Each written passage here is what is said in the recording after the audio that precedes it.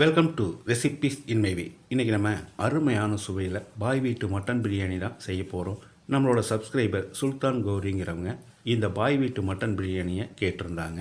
அவங்களுக்காகவே இந்த பாய் வீட்டு மட்டன் பிரியாணியை எப்படி செய்கிறது, இதுக்கு தேவையான பொருட்கள் என்ன பார்க்கலாம் வாங்க. 20 கிராம் பட்டை, 10 கிராம் கிராம்பு, 10 கிராம் ஏலக்காய், இது எல்லாத்தையும் நல்லா வெயிலில் காய வச்சு எடுத்து வச்சுருக்கேன். இதை மிக்சி ஜாரில் போட்டு பவுடராக அரைச்சி எடுத்துக்கலாம். இதுதான் அவங்களுக்கு பிரியாணி மசாலா. இந்த பிரியாணி மசாலாவை தான் அவங்க உபயோகித்து பிரியாணி செய்வாங்க. அருமையான வாசனையில் பாய் வீட்டு பிரியாணி மசாலா ரெடி ஆயிடுச்சு. 1 கிலோ சீரக சம்பா அரிசியில் 1 கிலோ மட்டன் சேர்த்து மட்டன் பிரியாணி செய்ய போகிறோம். பிரியாணி பாத்திரத்தில் 3/4 கப் அளவுக்கு எண்ணெய் ஊற்றிக்கலாம். நான் ஊற்றிருக்கிறது கடலெண்ணெய். எண்ணெயோட அளவு 150 மில்லி. இதில் 3 டேபிள் ஸ்பூன் நெய் சேர்த்துக்கலாம். நான் கடலை எண்ணெய் சேர்த்துருக்கேன். நீங்கள் சன்ஃப்ளவர் ஆயில் சேர்த்து செய்கிறதா இருந்தாலும் செஞ்சுக்கோங்க. 2 துண்டு பட்டை, 4 கிராம்பு, 4 ஏலக்காய், 5 பச்சை மிளகாய், ஒரு 10-15 செகண்ட் இதை பெரட்டி விட்டுறலாம். 400 கிராம் அளவுக்கு பெரிய வெங்காயத்தை நீல வாக்கில் நறுக்கி வச்சுருக்கேன். இதை போட்டுடலாம். வெங்காயம் நல்லா செவந்து வர்ற அளவுக்கு வதக்கணும்.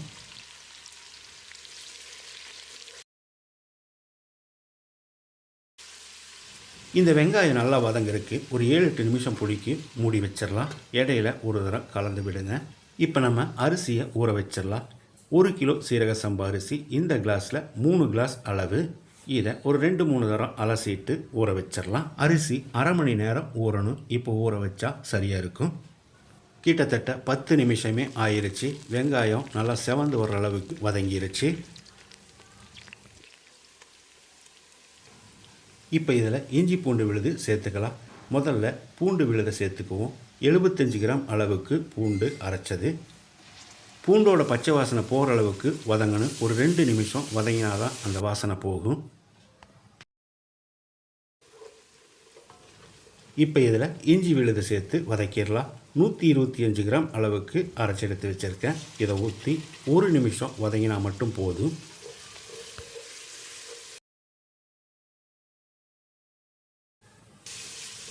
இஞ்சி விழுது சேர்த்து 1 நிமிஷம் வதக்கிட்டோம். இப்போ தக்காளியை சேர்த்துடலாம். 300 கிராம் அளவுக்கு நாட்டு தக்காளியை நறுக்கி வச்சுருக்கேன்.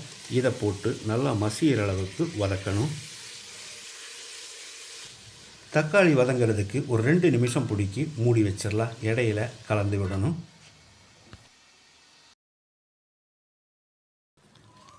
தக்காளி நல்லா மசிகிற அளவுக்கு வதங்கிருச்சு. இதை ஒரு தரம் கலந்து விட்டுடலாம்.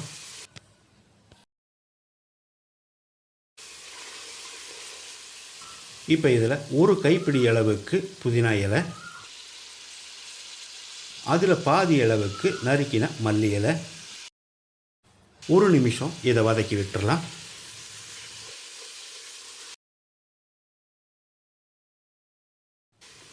மல்லி புதினா வதங்கிருச்சு. 2 டேபிள் ஸ்பூன் மிளகாய்த்தூள் சேர்த்துக்கலாம். 5 பச்சை மிளகாய், 2 டேபிள் ஸ்பூன் மிளகாய்த்தூள், காரம் சரியாக இருக்கும். நம்ம அரைச்ச மசாலாவில் 1.5 டேபிள் ஸ்பூன் சேர்த்துக்கலாம். வாசனை கொஞ்சம் அதிகமாக வேணும்னா இன்னொரு 1/2 டேபிள் ஸ்பூன் சேர்த்துக்கோங்க. ஒரு 10 செகண்ட் இதை பெரட்டி விட்டுறலாம்.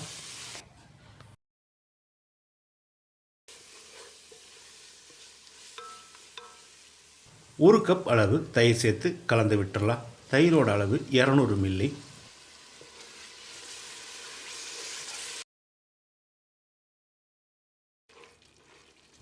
அளவான தீயிலேயே ஸ்டவ் எரியட்டு. 1 நிமிஷம் இதை மூடி வச்சிடலாம். 1 கிலோ மட்டன் இதை குக்கரில் போட்டு 1 டீஸ்பூன் மிளகாய்த்தூள்,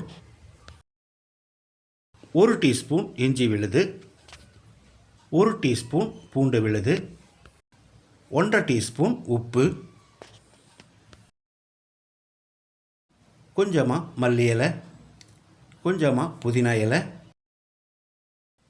1 கப் தண்ணி. எல்லாத்தையும் நல்லா கலந்து விட்டு அதிகப்படியான தீயில 1 விசிலும் குறைஞ்ச தீயில 2 விசிலும் விட்டு வேக வச்சு எடுத்து வச்சுருக்கேன். 1 நிமிஷம் மூடி வச்சு வேக விட்டுருந்தோம். கிரேவியில் மேலே எண்ணெய் தெளிஞ்சு வந்திருக்கு. இதை ஒரு தரம் கலந்து விட்டுடலாம்.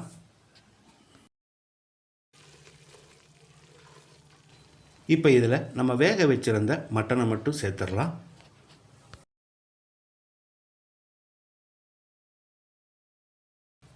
மட்டன் சேர்த்த பிறகு 1 நிமிஷம் நல்லா பெரட்டி விடணும்.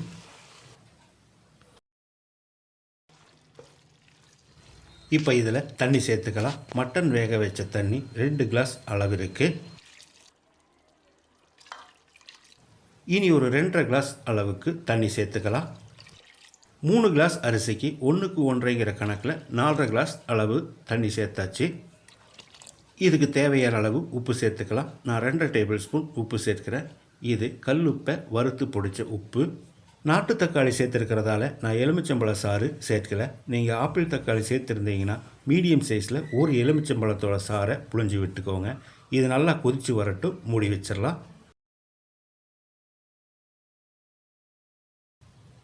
நல்லா கொதித்து வந்துருச்சு. இந்த ஸ்டேஜில் 1/2 மணி நேரம் ஊற வச்சுருந்த சீரக சம்பா அரிசியை உள்ளே போட்டுடலாம்.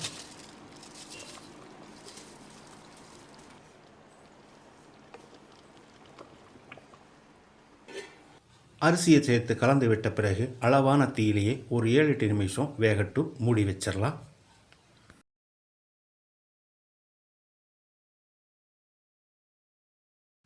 ஏழு 8 நிமிஷம் வேக விட்டுருந்தோம். இதை இப்போ ஒரு தரம் கலந்து விடணும்.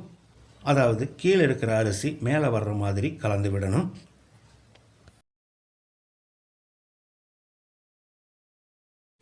மறுபடியும் ஒரு 5-6 நிமிஷம் வேகட்டும். மூடி வச்சிடலாம். அளவான தீயிலேயே ஸ்டவ் எரியட்டும்.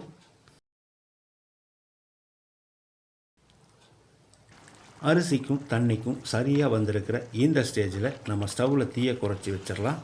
ஒரு தரம் இதை முதல்ல கலந்து விடணும்.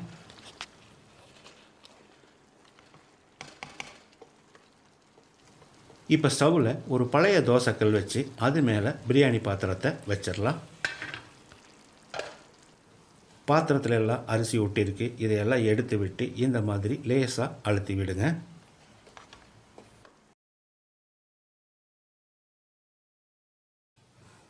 இப்போ இதில் நெய் சேர்த்துக்கலாம். நான் 2 டேபிள் ஸ்பூன் அளவு நெய் சேர்க்கிறேன். நீங்கள் தேவையான அளவுக்கு சேர்த்துக்கோங்க. கொஞ்சமாக புதினா இலையை மேலே போட்டுக்கலாம். இப்போ பாத்திரத்தை மூடி வச்சிடலாம். நான் ஏற்கனவே ஒரு பாத்திரத்தில் தண்ணி கொதிக்க வச்சுருக்கேன். அதை மேலே வச்சு அதையும் மூடி வச்சிடலாம். அதிகப்படியான தீயில் 5 நிமிஷமும் குறைஞ்ச தீயில் 10 நிமிஷமும் ஸ்டவ் எரியட்டும். அதுக்கு பிறகு 1/2 மணி நேரம் தம்மில் இருக்கட்டும். ஸ்டவ் ஆஃப் பண்ணி 1/2 மணி நேரம் ஆச்சு. இப்போ திறந்துடலாம். கரண்டியோட கைப்பிடியால் இந்த மாதிரி ஓரத்தில் எடுத்து விடுங்க. எடுக்கும்போது மட்டன் பீஸ் உடையாத அளவுக்கு பார்த்து எடுக்கணும். தேவையான அளவுக்கு மட்டும் எடுத்துக்கோங்க. மீதி இருக்கிறது அப்படியே இருக்கட்டும்.